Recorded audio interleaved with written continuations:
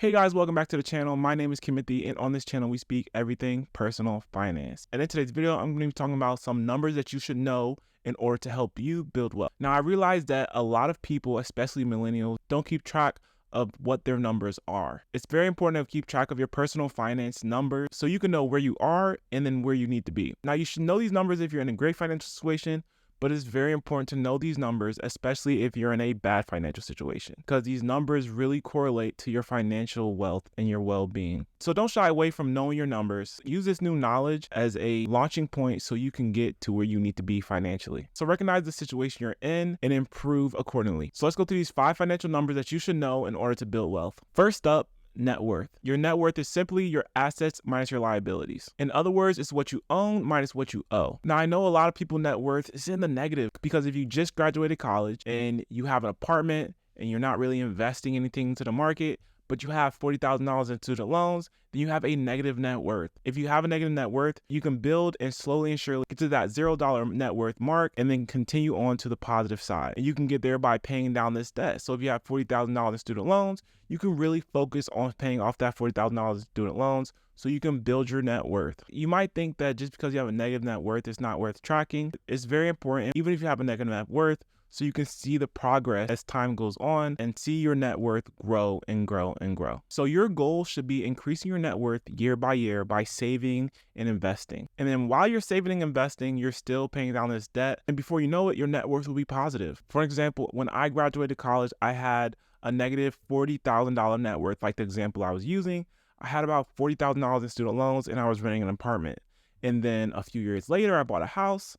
And the house has equity. Then I got a little bump in net worth from what I owned. Because I put debt on the house, my net worth was still very, very low. And then as time goes on, I started paying my house down. I started paying my student loans down. I started investing money. And before I knew it, my net worth is over $100,000 now. And that's at 27. So if I continue to pay down my debts and the house increases in value and my investments increase, as I keep contributing, then my net worth will continue to grow. And before you know it, I won't have any debts on my student loans or any debts on my house, which will take a longer time, and I will have a positive net worth with no liabilities at all. So be sure to track your net worth. You can check it every year just to see where you are. Like I said, it's your assets minus your liabilities. So what you own minus what you owe. The second number is your post-tax income. Yes, you might make 50, 60, $100,000 a year, but that is not what you're taking home. That's not what you're seeing in your paycheck. You need to know how much you're actually bringing home. If you don't know how much you're bringing home, you can go look at your pay stubs and see how much is actually going to your account every month. This number is super important to know because this is the number that we're going to be using when we're budgeting.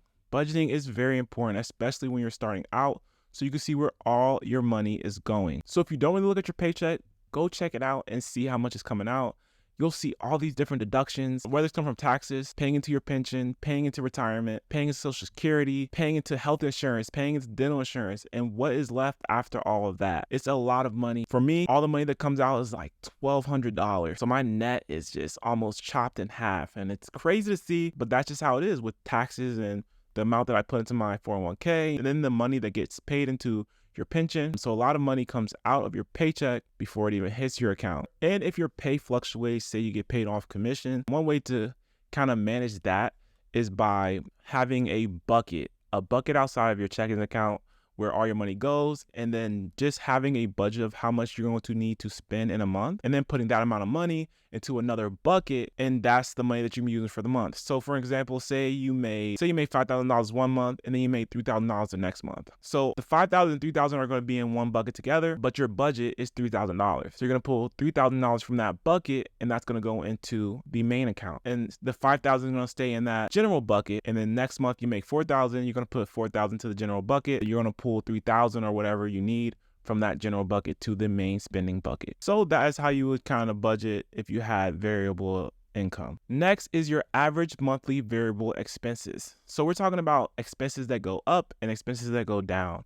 So this could be your gas that you spend in a month. This could be electricity. This could be your water bills. This could be groceries, entertainment. All the bills that don't have a set amount of money that goes to them is going to be your variable expenses. So the key here is to make sure that you're not overspending in these categories. You need to set a certain amount of money that's going to go to these categories no matter what. Because you need groceries and gas, you need to be a little more flexible because you just don't know how much you're going to be driving in a certain month. But when it comes to something like entertainment, you just want to have a hard limit on how much you're going to spend on entertainment in a month.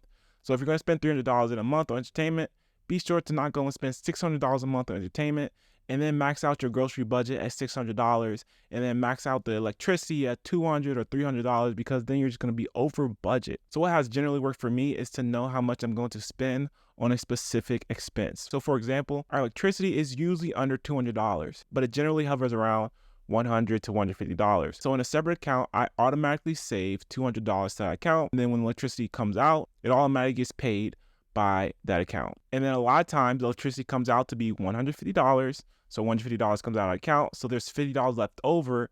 And then the next month, another $200 goes into that account. So now I have $250 in there. And then this bill might be $180, and $180 is going to come out. And then $200 is going to go back into the account. And then it kind of just refills itself. And I never have to worry about it because everything is automated. Please, please, please make sure you're automating your things. You don't want to have to remember to have things paid. You have so much going on in your life as it is.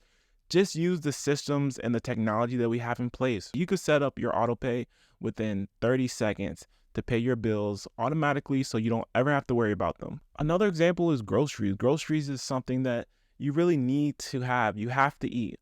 So say 1 month you spend $800 on groceries, but your budget calls for $500.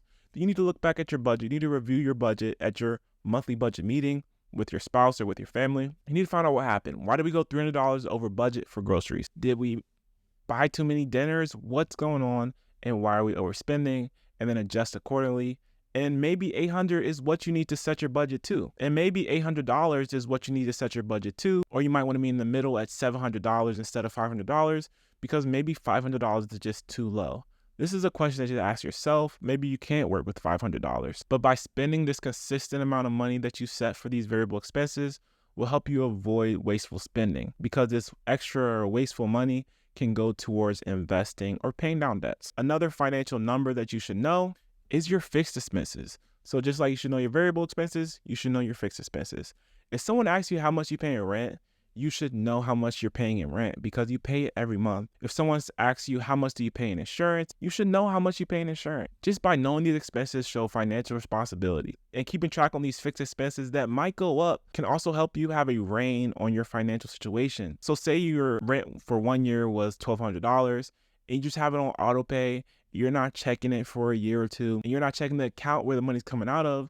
And before you know, you're paying $1,300 or $1,400 in rent, but you had no idea that you're paying that. So you want to keep track of how much your fixed expenses are, because they're not always fixed. A lot of these fixed expenses are actually variable expenses, but just don't go up and down as much as variable expenses do. And typically fixed expenses only go up. And if you really want a successful financial future, keep your fixed expenses low. Don't go out and buy these crazy expensive houses that have a $3,000 or $4,000 mortgage, especially if you can rent in your area and pay $1,500 to $2,000. Go and build your base first, which I've talked about. Go and build that $50,000 or $100,000 to your portfolio, but don't go for the most expensive house that you can afford, because you want to make sure to be investing a lot of this money into your markets. I want all my money going to this hot stock market. So if you can't afford the $4,000 mortgage apartment, what you can do is go and rent for $2,000, and that gap between $2,000 to $4,000 can go and be invested into the market. So you're really investing the difference that you would be spending on a home. So if you do go and buy a house, you should probably aim to buy the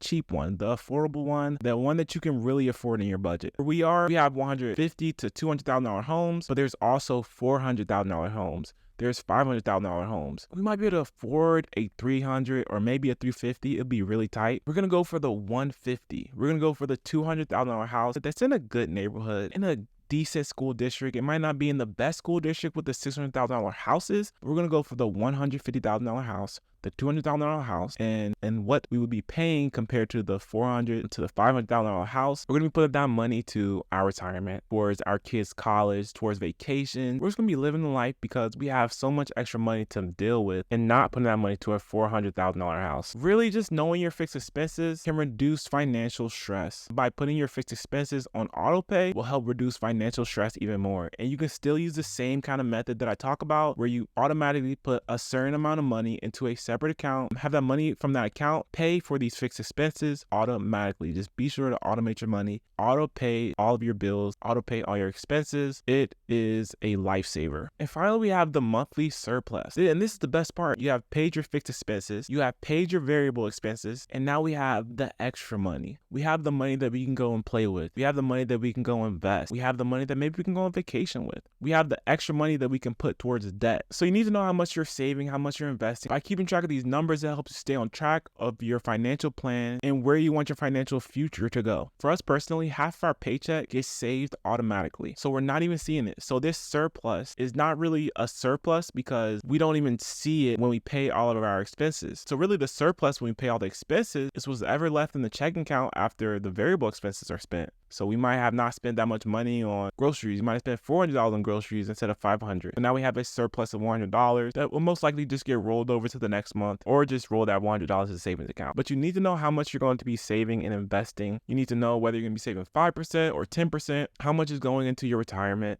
You need to know all these numbers so you can track what your financial situation is going to look like in retirement 30 years from now. To be honest with you, this surplus is where the wealth is built. You did a great job cutting your expenses. Now you have to start saving this money and putting it in places where it can grow. So you want to put this money into your Roth IRA. You want to put this money into your brokerage accounts.